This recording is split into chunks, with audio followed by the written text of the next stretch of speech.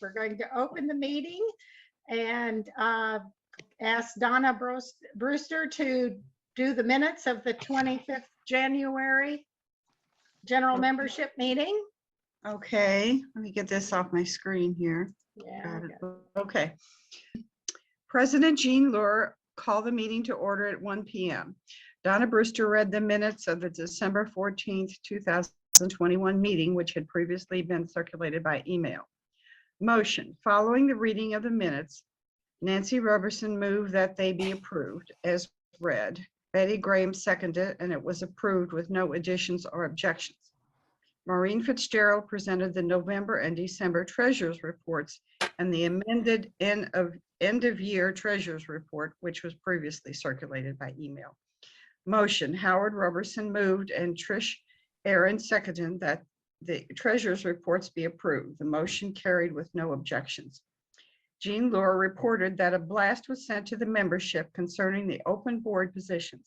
The vacant positions are quarterly editor committee, seminar chair, librarian, and sergeant at arms. Amy has already received responses from the membership concerning her care and concern initiative.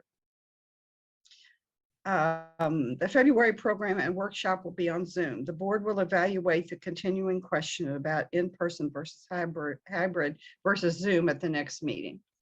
On February 8th, Steve Weiser will present a program entitled The Architecture of Samuel Plato. The February 22nd workshop will be the 1950 census presented by Betty Darnell. You know you are old when the first census in which you appear is released. Register for both of these at kylgs.org. Do I have a motion to accept the minutes of the January general membership meeting? I see Amelia. Do I have a second? I second. Okay, Howard seconded the motion. Any objections? All in favor, wave your hand or say aye or something here. Aye. Aye. Aye. Okay, the motion carried. Maureen, would you give the treasurer's report for January, please? Yes, this report is for January 2022. Our income for the month was $1,600.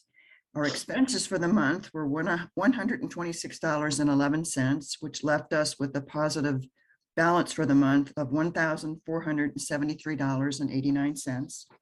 Our checking account balance as of January 25th, 2022 was $17,367.27. Our CD is at $3,865.20. Our PayPal balance was $996.30. And membership at the end of the month was 325. Do I have a motion to accept the treasurer's report? You may have to say your name. I can't see everybody. This is Susan, and I make the motion. Susan moved to accept the treasurer's report. Do I have a second? I'll second. Oh, Howard seconded the motion. Any objections? I'm taking those first. All right, all in favor, say aye, say aye, wave Aye. something. All right, those are accepted. The programs and workshops will continue on Zoom through April.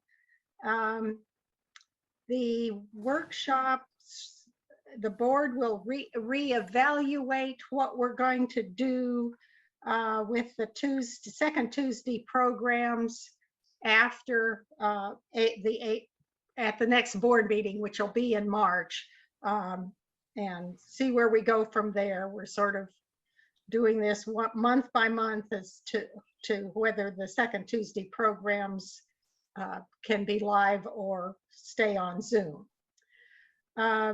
We still have some board positions, but I'm happy to announce that we have filled some of the board positions that were vacant the last time we had one of these membership meetings.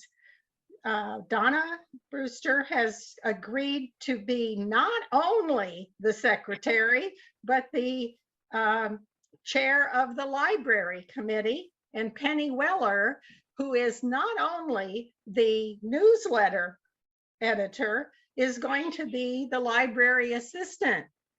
Now you notice these are people who already had jobs and they have taken on a second job. So those of you out there that don't have any jobs, please consider coming on board and helping us out. We do have the library people wanted to talk a little bit. So let me turn this over to Donna and Penny for a few minutes. Is Penny here? I haven't seen her. Okay, you may have to do all the talking, Donna. Okay, Penny. Okay. I just wanted to say that we've gotten in there and looked around and tried to tidy up and assess the situation in the library. It's going to take a while before we are ready to accommodate people coming in, I think, to research, because the table's completely covered with Jane Hamm's books. And that's a priority to get those processed and up on the shelves. And we're going to be trying to make room on the shelves for Jane's books, because at the moment, I think her books should have a place of honor in one case, like the Jane Hamm. Maybe we can get a little plaque made or something to the Jane Hamm collection, because after all, her name is on the door. So it would be nice to have that. I want to thank Penny, who's been great, and also Carol Baldwin, who has been there once with me, and she was very helpful. She found a couple of things we were looking for that we couldn't find before. We will be needing more volunteers when we get open. We are open, but when we're really, really open, especially maybe somebody who can drive at night, because we need somebody who will volunteer for that Tuesday night open session. And I can't drive at night and Penny can't drive at night. So somebody who can just do that, and that's all they would have to do, is just kind of babysit it, one evening a week. That's about it, I guess. Penny, are you there? I guess not, or she's not. Anyway, I think she's going to put something in the newsletter to this effect, that we need more volunteers, and also let people know that while we do accept donations, we only accept books. We don't accept, family papers and things like that. And that's about it, I guess. All right. Anybody got any questions? Thank you, Donna. Okay. If you've got questions, put them in the chat and we'll try to get to them at the end. We now have a quarterly committee, not just an editor doing it all. And Susan Snyder is going to talk about what's going on with the quarterly. Okay, I'm here. Can you hear me? Yes. Okay. Okay. Well, we have 4 people who are currently on the committee. Bill and I are going to work on the formatting and putting out the final product. And we have Nancy Roberson and Amy Wazotsky, who are going to do proofreading for articles as they come in. See, I'm making the assumption that we will have lots of articles to come in and do the proofreading. But anyway, we would like to have one more person, and that job would be to publicize that we need articles. They would be responsible for maybe putting an article in the newsletter each month, and also at the meetings to announce that we still need articles, and maybe give some idea of what type of things that we accept. So you will see notes in the newsletter, probably in the quarterly, about this position, but anybody are welcome. If there's more than one of you, we'd be glad to have you come on board and help us out. Because people have stepped up, we will be able to continue publishing our quarterly, which is important to the society. So I'm going to thank you ahead of time because I know everybody's going to be sending us lots and lots of good stuff. So thank you. Thanks, Susan. Betty Graham, do you have a report from the seminar committee? Is Betty there? Oh, Yes, I'm here. okay. Well, I was going to wait till next time because we are kind of in flux right now with deciding on who is going to be the next year's seminar speaker. We will have to find that out. We've got several contacts that we can make, but Angie McGee has contacted us with an updated list of her topics, so that's quite helpful, and we will be working on those in the near future. And we will have of October, if there's any people that are not familiar with our seminar setup. I think that's the 15th, but I'd have to look it up. Anyway. I'm thinking this is the first time you've actually announced who was going to be the speaker this fall. Oh, I thought we announced that last year. She has had a letter of agreement with us since last May. And Okay. and maybe it wasn't. I wasn't at several of the meetings, so it could be that it has not been announced. But Angela McGee, who's a nationally known speaker, we're very fortunate to get her because she Lake City so much we haven't been able to have her in previous years, and she is going to come. She's going to be our speaker for this coming seminar. Thank you, Betty. It doesn't hurt to sort of remind people, even if we said that a year ago, we've all forgotten it by now. So, and it is okay. October the 15th, if y'all want to save a date. There you go. We still will need a sergeant at arms. This is the person who sort of sets up the technology in the chapel at the LDS site, and that they're responsible for getting us out if there's a tornado warning and that kind of thing. So since we haven't been in the facility, it's not crucial, I guess, that we have a sergeant of arms, but it would be so nice if somebody volunteered to take that position. And I still am looking for people who would like to work on the audit of the treasurer's 2021 documents and things. So get in touch with me, please. And then we're back to Susan Snyder, who's going to talk to us about the spring trip. Well, at this point, there's not a lot to say. I have tried to contact the person at the hotel. We're looking at the third week of May. I think it's like the 14th, whatever the dates are. We usually go up on a Sunday and come back the following Saturday. Since we went to Salt Lake with no mishaps, and it looks like COVID is kind of on the downside, so we're going to go ahead and plan this spring trip and hope for the best, I guess. But keep an eye out in the newsletter or on the website. I'll update things as they occur. But as soon as I hear back from them, I'm going to confirm some dates, block off some rooms, and I'll get a cost of how much that's going to be, and I'll put that out there, and then you can let me know if you're interested in doing that. Okay. Oh, Thank did I you. say where we're going? No. To the No. Allen Okay. County Public Library in Fort Wayne, Indiana. That's usually where we go on the spring trip.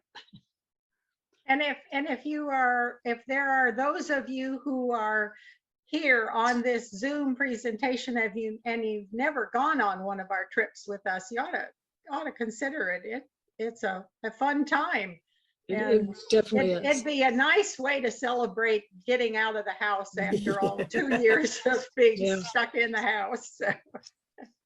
It's not only a good research trip, it's also a nice get together, getting to know your fellow LGS members better. And it's not just members. Anyone is welcome to go. If you have someone else, not a member, want to bring them along, they're welcome.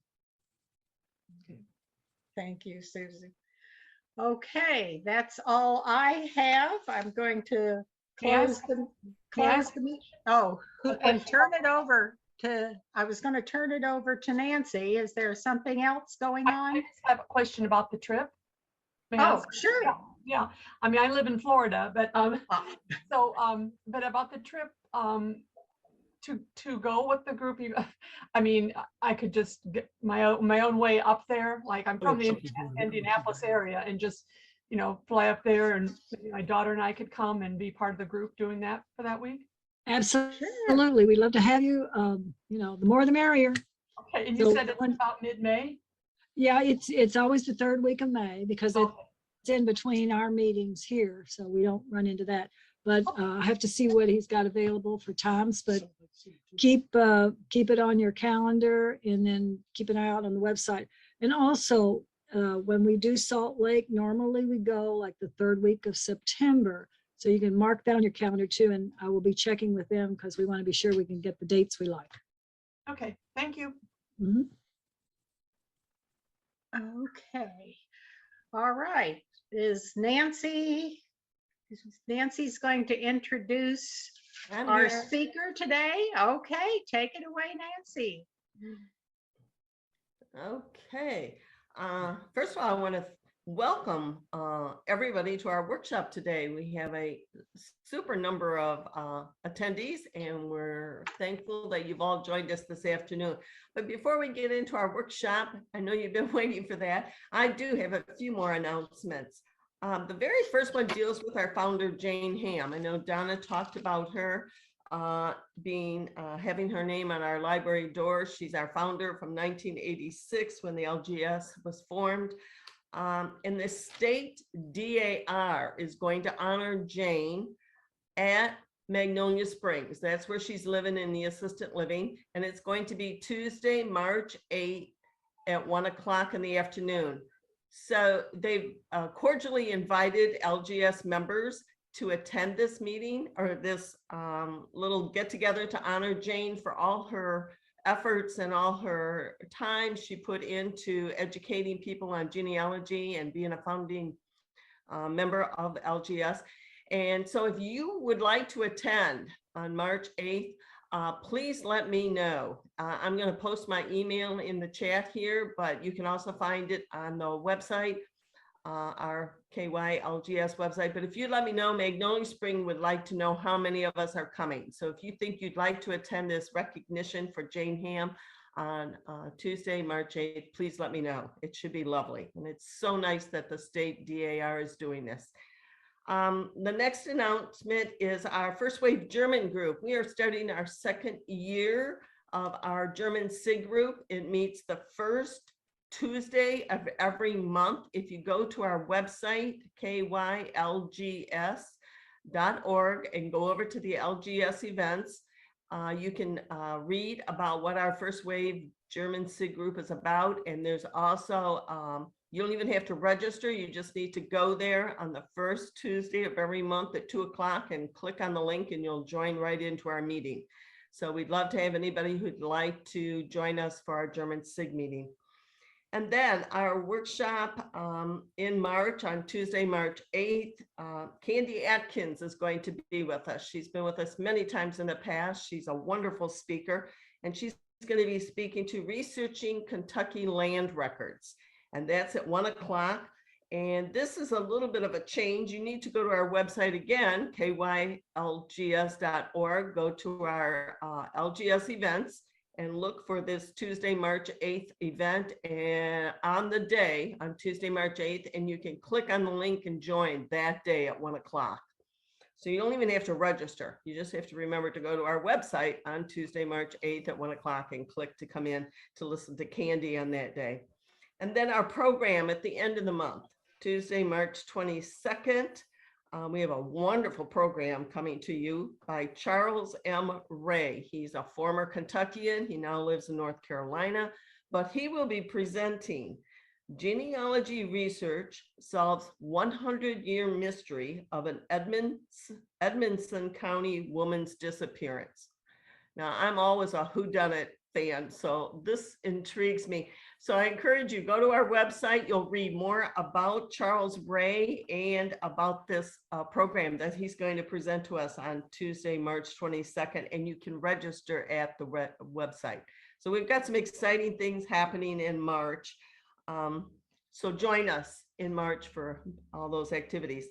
But today, I'm going to introduce Betty. But before I do, remember, I know Jean mentioned this. If you have questions today, we will take the questions at the end of Betty's presentation.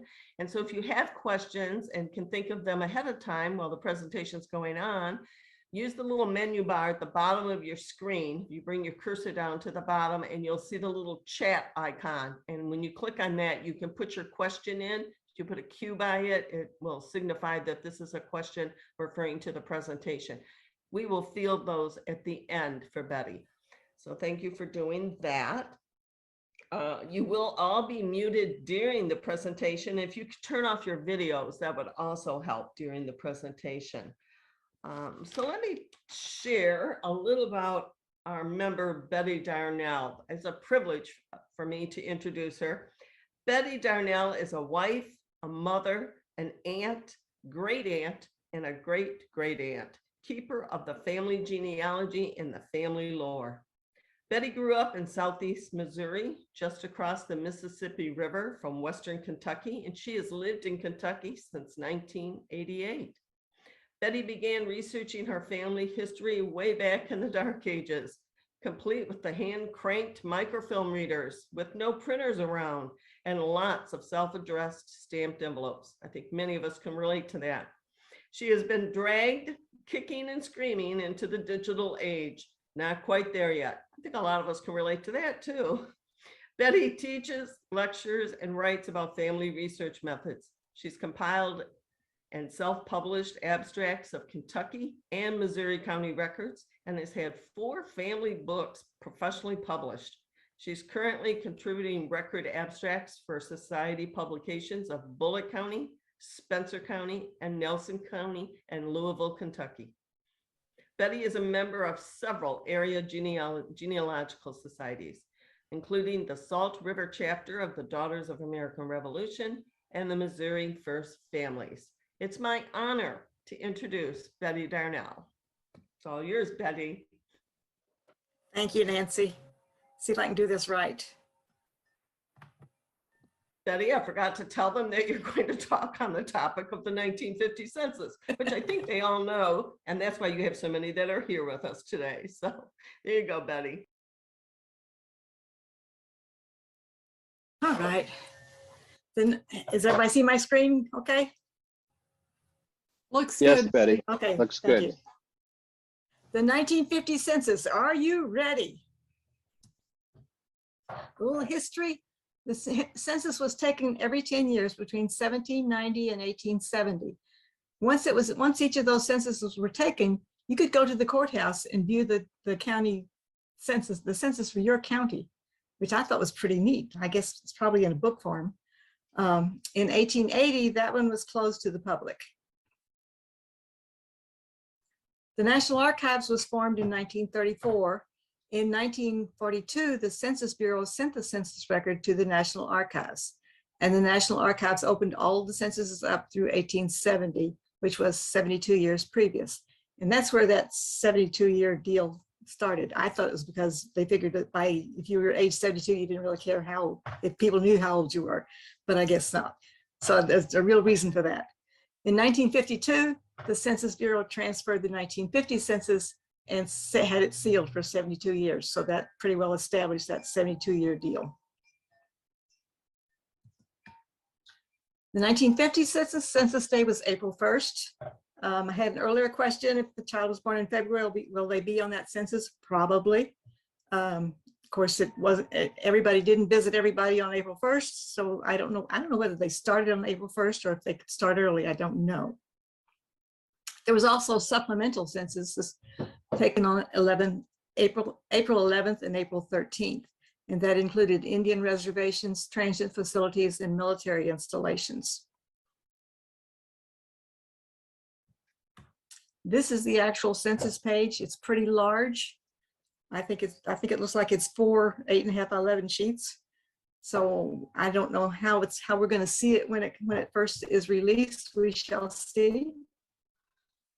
This is population census. On the reverse was the housing census, and that looks pretty confusing to me. I guess the enumerators had instructions on how to use that. The housing census was on the reverse of the farm. It was not microfilmed at the same time as the population side, and that was destroyed. So we don't need to worry about having to how to figure that out anyway. Index, not yet.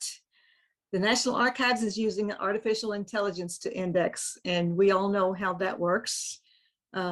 When I look on anything, it's been indexed that way under my maiden name, Rolwing, R-O-L-W-I-N-G.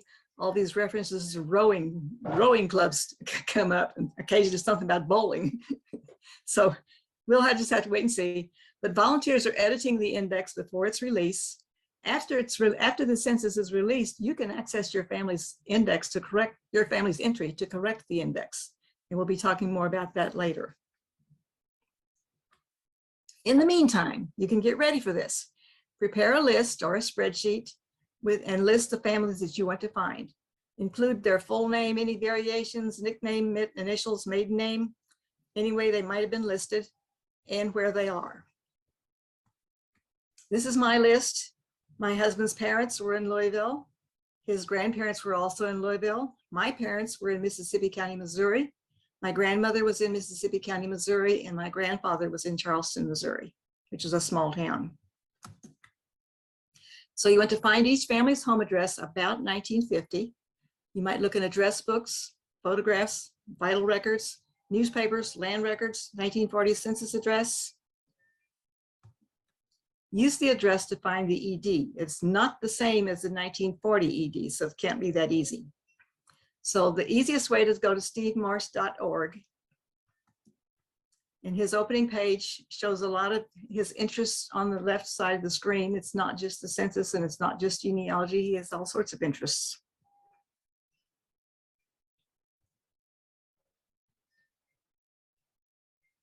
Ellis Island, other ports, US Census, phonetic matching, Canada, UK Census, New York Census, vital records, calendars, maps, foreign alphabets, Holocaust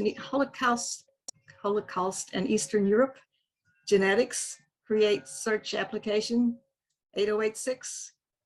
He was the inventor of the initial Intel thing for the computers.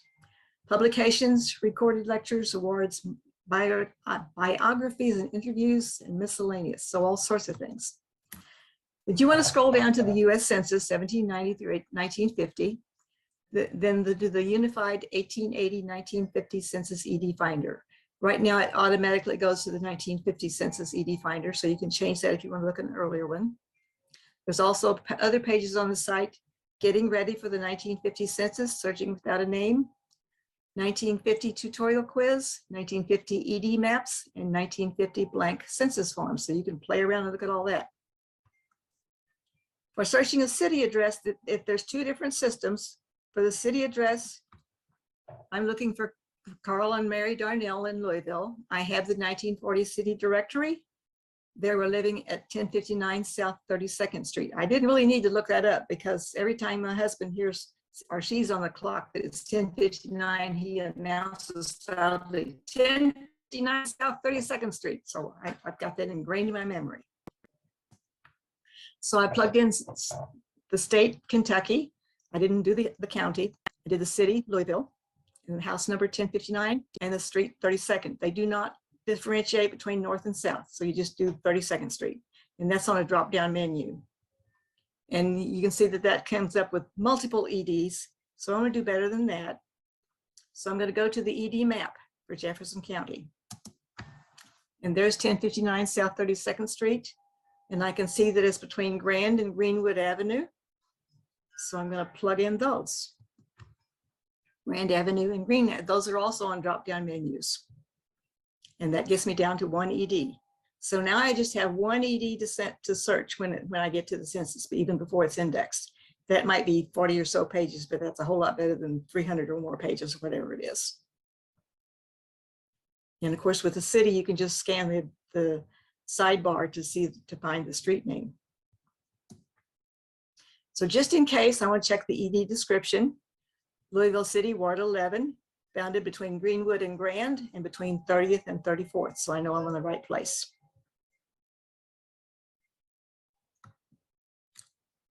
His grandparents, Louis, Jack, and Mary Irene Musselman.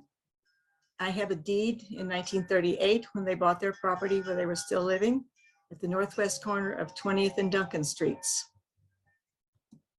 So I'm going to go again to Kentucky and again to Louisville. I don't have the house number. I'm just going to go to 20th Street on the drop-down menu. And then at the cross street, I'm going to go to Duncan on the drop-down menu. And that gets me down to 4 EDs. So I'm going to go to the map. And I don't know why the pin's in the wrong place. It's on Griffiths instead of Duncan. But the arrow points to where they lived. They're at the northwest corner of Duncan and of 20th and Duncan. So the cross streets, there's Columbia Street just south of them. So I'm going to add in Columbia, and that gets me down to the 1 ED. And then I'll go to the ED description. And it's bounded on between Duncan and Crop. Don't know what Crop is, between 20th and 22nd. So I know that that's the right one. The rural address is a little different. This is my home that I was born in and lived in, raised in. In 1945, we had 3 rooms and a bath. In 1948, they added another 3 rooms and a real bathroom. So I'm going to go to Missouri, the state, the county, Mississippi. There's no city, so I'm going to go with something else, which is Taylorsville, which is a township. You can also enter a community or institution. I haven't tried that. I guess I needed to. But there's, again, multiple EDs. So I'm going to look at the map. And there's my home just south of the blue arrow. I don't know, my grandmother's house was just north of there, but her house isn't shown, and there weren't any houses on the other side of the street. So I don't know what's going on there. But anyway, there's our house. And it's in 6725. So that's the ED that I can go to. And I looked at the description. Taylorsville Township outside Charleston, west of State Highway North and north of the railroad. So I know that there again, that I'm on the right place. My grandfather had a garage in Charleston. We have a receipt from the 1950s, and it says he's on the corner of South Virginia and Naomi, and that's where he was until he died. So I'm going to enter again Missouri, and I'm going to enter Charleston, the town. And Virginia, I don't have a house number. I do, but I didn't want to use it. Virginia and cross street Naomi, and that's already got me back to 1 ED. So there's the map, and you'll notice the house there with the blue arrow, and above that it says Mystic John Culberson. I have no idea what that is. So just out of curiosity, I looked, and there he is. It says he's a metaphysical minister and practitioner that helps you spiritually improve your life. His website says he's in Tennessee, so maybe he lived both places. I don't know. Maybe he was, what do they call it when people can live in 2 places at once? So even after it's indexed, keep in mind, the census taker wrote his best guess of what your ancestors said. The transcriber or indexer wrote his best guess of what the census taker wrote. So like they say, you pays your money, you takes your choices. You just have to, you might have to fish. Remember when the 1940 census was released, so many people tried to access it that first day that it crashed the internet? The 1950 census data set is over 165 terabytes of data. That includes the metadata index, the population schedules, the enumeration district maps, and the enumeration district descriptions. This is about 10 times the size of the 1940 census data set. So let's hope it doesn't happen again. You might want to wait a couple days just in case. But you can help. Once the census is released, you can go to familysearch.org/1850 census You can review your own family's information to refine the index before it's published. I don't know if you have to be, your tree already has to be on the family search site to be able to do that. I don't know. We shall see. That information may already be out there somewhere. I just haven't found it. So there are my references. Steve Morse site has step-by-step instructions by Stephen P. Morse and Joel D. Weintraub for finding the IED.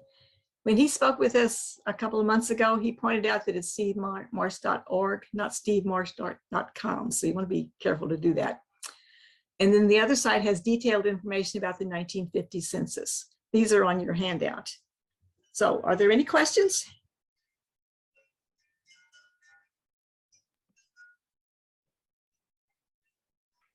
Well, Betty, I'm looking. One of the first questions that came is somebody wanted the definition of what an ED is. Do you want to?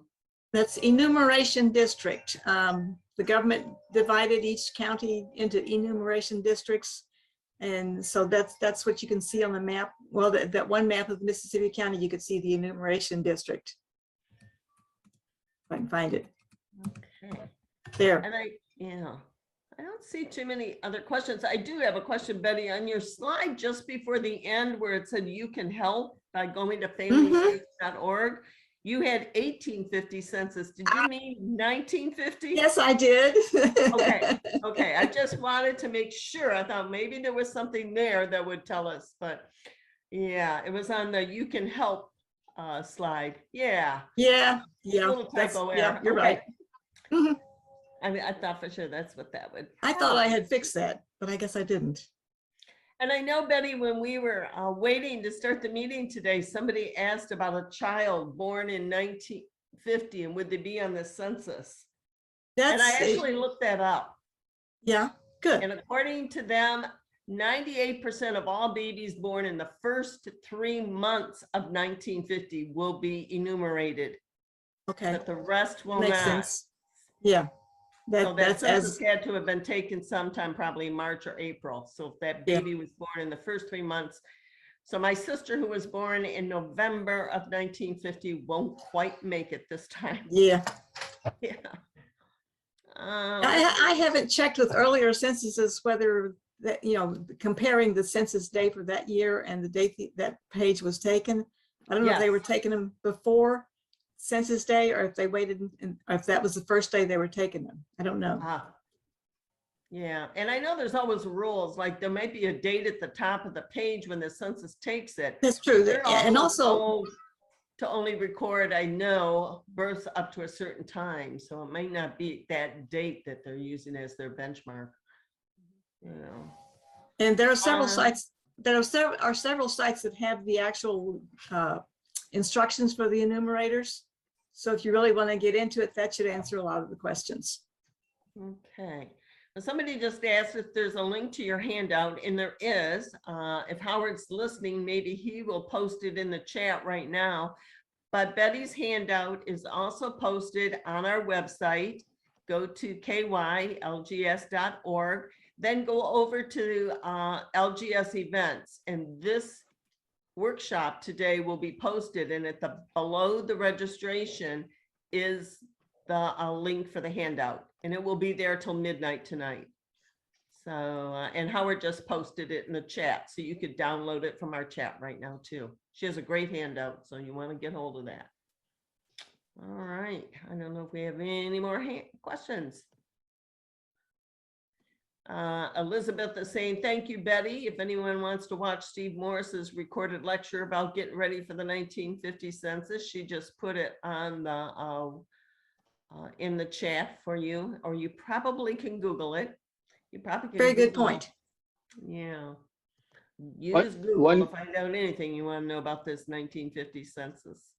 One comment about the handout, the one I posted in the chat is in Word format, but the one that's on the website is in PDF format. So you can get either one. All right, good to know. PDF's going to let you download it if you don't have Word. So or have trouble. Well, Betty, this was great. I can't wait Me neither. Search all these and see, I know my name's gonna be in there just like yours, Betty. Hmm. And it will be fun to see our families and our collateral families all listed. Well, I do encourage you to have your list and check their, see if you can narrow down their ED and so that you're ready to hit the census when it comes out. Ah, very good. And somebody else, I can't say her name. It's an amazing name. Agnes, I'm not even gonna try, and I have to apologize, but she posted the St. Louis Genealogical Society has a variety of fill-in forms, including the census. Unfortunately, there's no Excel sheets for the data entry. So I'm sure you could Google that too and find forms. And Family Search probably has those forms also. Yes. Get lots of thank yous and good job. And eager to go find their family in 1950.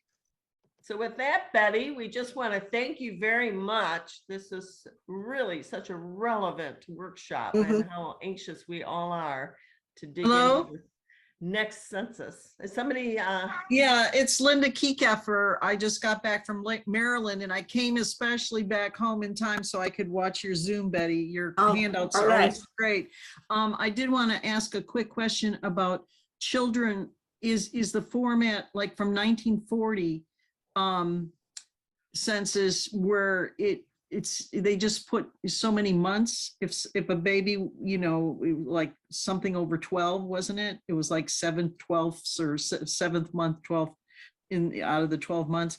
Have you heard anything about how they're going to do babies, you know, that are not even a year old?